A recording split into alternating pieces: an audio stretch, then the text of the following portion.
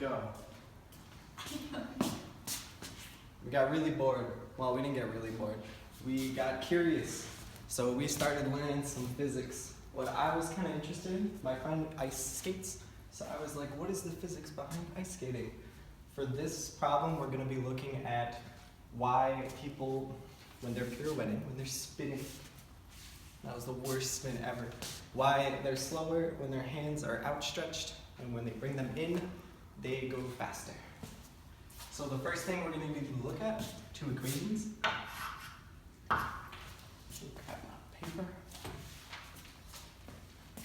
So I'll give you the variables afterwards. Start with L1 is equal to I1 times W1. That looks like gibberish. Let's go. So L, that is equal to angular momentum, which is going to be the basis of what we're learning today.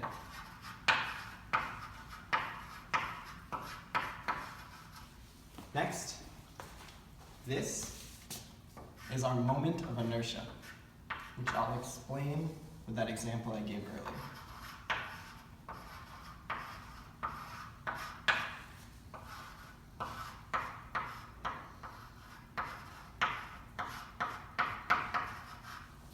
Lastly, this is our angular velocity. It's kind of a weird W. It's more like, but for all sakes, it's a W.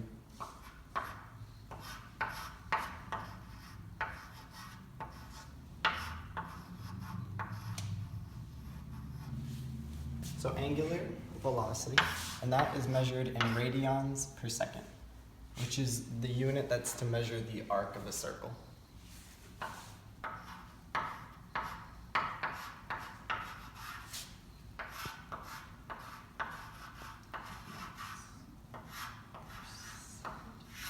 So as I was explaining it earlier, when they're spinning and they got their arms outstretched, there's something going on in effect that is called the conservation of momentum. So if we say that this is the speed they started at when they were spinning,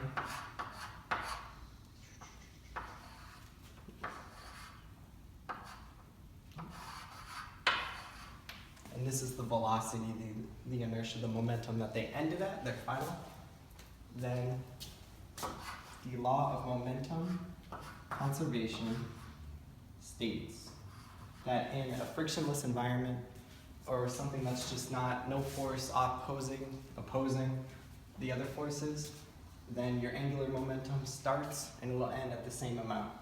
So with that we can say that I1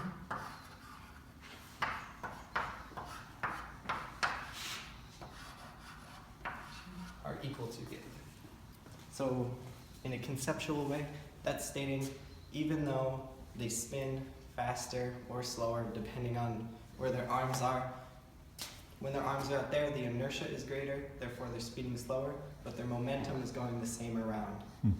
So when they bring it back in, the inertia is less, but in order in that equation, because the inertia is less, then the velocity has to pick it up to get that same amount. So with that, we can solve this finally. Question is, a skater spins at an angular velocity of 11 radians per second with her arms outstretched, and in this moment, her inertia is 5 kilograms dash meters squared. The skater then lowers her arm, decreasing her moment of inertia to 2 kilograms meters squared. Given that the ice is frictionless, what is her final angular velocity? The way I always solve these problems is I look at the variables in the problem. So the first thing we know,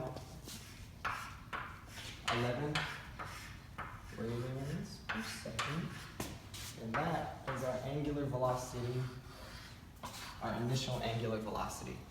Next thing we know is that our initial inertia, our moment of inertia, is 5 kilograms meters squared.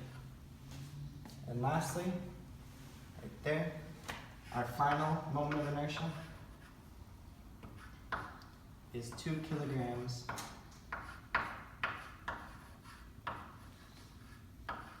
meter squared. So with this, we're going to go back to those equations we have over there. You would write these out just for the sake. Makes it a little less complicated to your own mind. So we know that angular momentum is equal to moment of inertia times initial angular velocity. We also know that the final angular momentum is equal to the final moment of inertia times the final angular velocity. And last thing we had was the conservation of momentum. So we also know that your initial momentum, your final momentum are equal to each other. So since we know that these two equations here can be set equal to each other.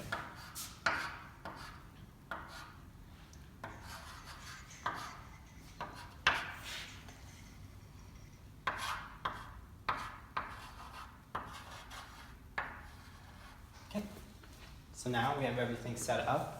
We're going to go refer back to our variables that we wrote down on the left there. We're going to fill them in.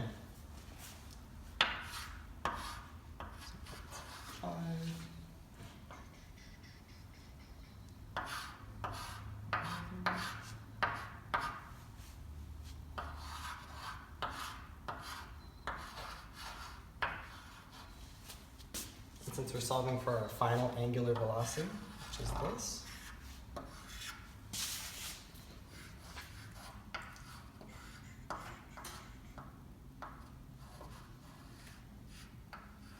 we're going to have to separate it from the other ones. So we're going to divide both sides by 2.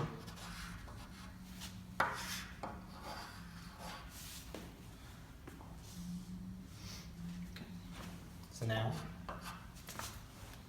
we have 5 times 11 divided by 2 is equal to the final angular velocity.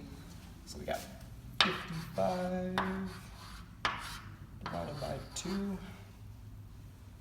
So it would be 27.5. Double check that. And that would be in radians per second. 27.5 radians per second. So that would be how you would solve to find the final angular velocity of a figure skater pirouetting.